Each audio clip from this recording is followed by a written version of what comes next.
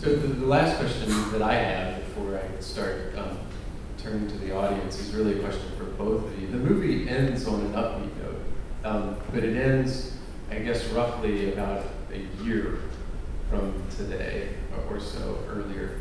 And a lot has happened in that intervening year that arguably is a more pessimistic event. So climate change legislation is stalled. The Copenhagen climate talks were a bit of a disappointment.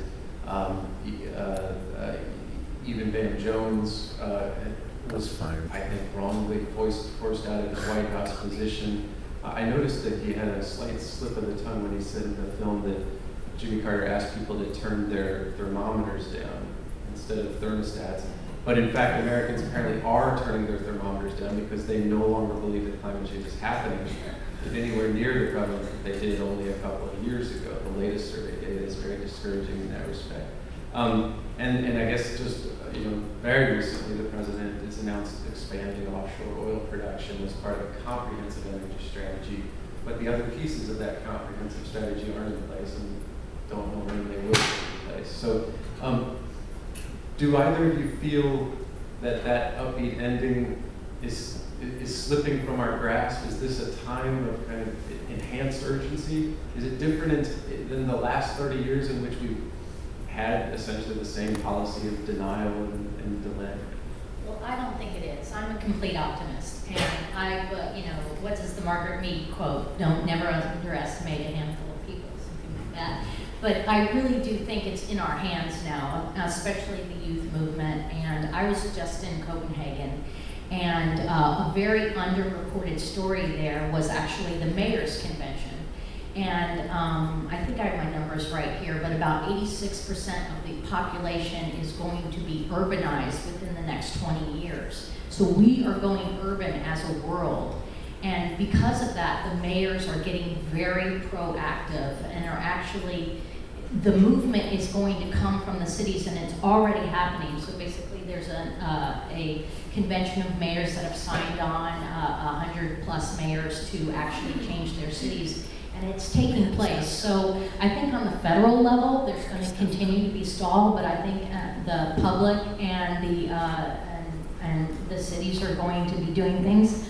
So I'm very optimistic, and I really think that we have to continue to push that each individual person reduce their personal carbon consumption by 10%, and that we reduce our consumption. That's the first thing that we can do, and that's less meat, not use bottled water, take walks, pretty much the basic stuff, retrofit, unplug things. We can do that as a culture. Our energy consumption in 2008, when our oil prices went up, our energy consumption went down 4.5%. That wasn't because people were afraid of global warming, it was because people were broke. So, we have to look at those kind of things when we look to the future. I think it's going to be a great decade ahead of us. I'm not quite as optimistic. And I'm inherently a very optimistic person. It was really interesting. 2 weekends ago, Stuart Vidal passed away. He was the last living member of the Kennedy Johnson administration. And then 3 years ago, I had the opportunity, before I got to know Stuart, to co-author an op-ed piece we did together by telephone, and it changed called 50 Years of Energy Mistakes.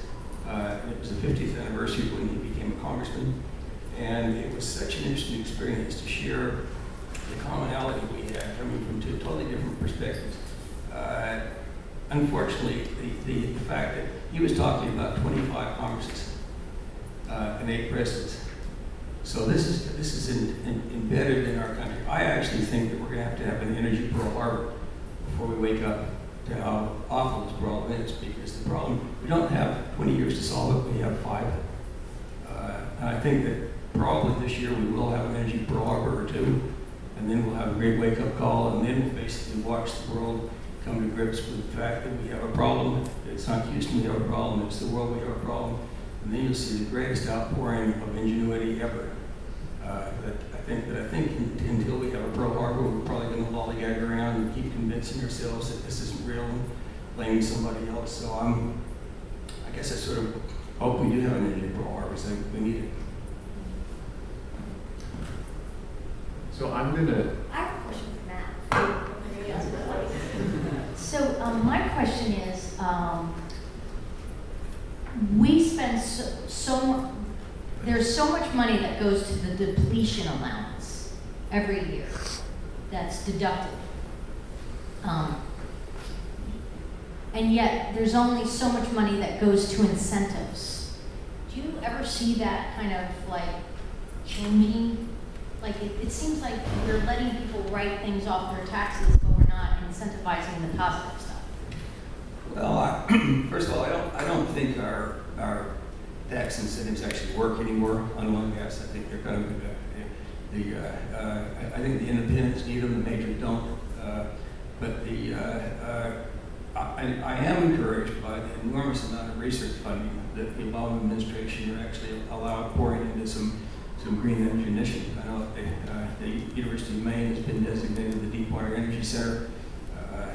So I think that that's encouraging. But again, it's sort of like, you know, I still come back and say I think where we are right now is August of 1939.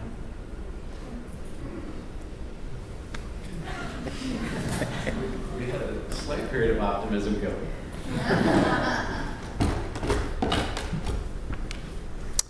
Well, it's funny you mentioned August of '39 because the U.S. military certainly seems to be in full force in terms of petroleum consumption or jet fuel or whatever they use. I had a question about, you know, I see the United States as like fiscally broke. As far as the imports of oil, if you had the imports of oil, which I understand is about like 20 to 35% of our foreign trade debt, and then you add like the imports of automobiles, I think you're up around 50%, those two sectors. What about, and we have some great ideas, like there's a small subculture of like pushing the concept of high-speed rail as a our next sort of interstate highway system, and more energy efficient, and taking people out of planes, taking people off the road. What about putting a tariff on foreign oil to pay for the new energies, the new, more energy efficient, less greenhouse gas producing, and the conservation, by the way. I mean, I think the conservation, I think Amory Lovins hit the nail on the head back in the day with the negawatts. I mean, I really think the air conditioning in here was just killing me. It's just ironic that here is the set off of the Environmental Film Festival, and I'm freezing my ass off in here. Sorry. we were trying to fix it. We were not used to this building yet, so. All right. Okay. Awareness is the first step. I think it's important for all of us to remember that this is not a U.S. problem, this is a global problem. Correct. And that we can adopt all the conservation methods that anyone's ever heard of. They're going to be wiped away by China's growth. And we shouldn't begrudge that. I think they're coming out of the dark ages. So that's why I think we need to look at this as a global problem, not a U.S. problem. But it is sort of frightening when you go back and look at these film clips of some of the early presidents, like Nixon and Ford and Carter, who were basically disturbed that we were importing 20-25% of our oil, and today it's 80%. Is it? Yep. Serious? Yep. 80%? Yep. We peaked. So with regard to a tariff on foreign oil, Well, I think the problem with that is you convince a whole bunch of angry motorists that the only reason prices are high is we have a tariff. And I think we need to let the free market bite and remind people that this basically isn't an artificial deal.